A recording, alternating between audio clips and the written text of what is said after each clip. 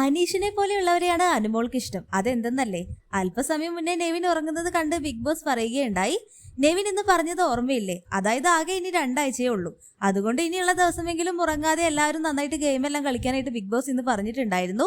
എന്നാൽ നെവിൻ അവിടെ ഉറങ്ങിപ്പോയി. അപ്പോൾ അനുമോൾ പറയുന്നുണ്ട്, വെറുതെ ഇരിക്കുകയാണെങ്കിൽ ഇവിടേക്ക് പോര്, ഉള്ളിയൊക്കെ മുറിക്കാനുണ്ട്, ഉറങ്ങാൻ നിൽക്കണ്ട. അപ്പോൾ നെവിൻ പറയും, ഞാൻ ഉറങ്ങുന്നില്ല, ഞാൻ ഇവിടെ വെറുതെ ഇരിക്കുകയല്ല എന്നെല്ലാം പറഞ്ഞുകൊണ്ട് നെവിൻ അവിടെ നിന്ന് നീറ്റ് പോകും. അപ്പോൾ അനു അവിടെ കിച്ചണിൽ നിന്നുകൊണ്ട് പറയുന്നുണ്ട്, അനീഷന്റെ ഒക്കെ കിച്ചൺ ടീം അല്ലെങ്കിലും എന്താ ഇവിടെ വന്ന് സഹായിക്കുന്നുണ്ട്, അങ്ങനെ ആയിരിക്കണം എല്ലാവരും.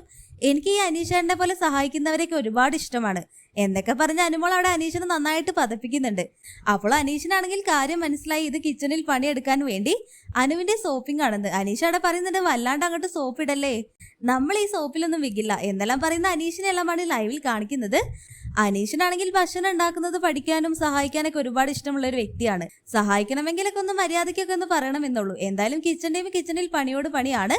ഈ ആഴ്ചയിലെ കിച്ചൺ ടീമായിട്ട് വരുന്നത് അനുമോൾ, ആദില, സാബുമൻ, ഇവര് 3 പേരുമാണ് ഈ ആഴ്ചയിലെ കിച്ചൺ ടീമായിട്ട് വരുന്നത്.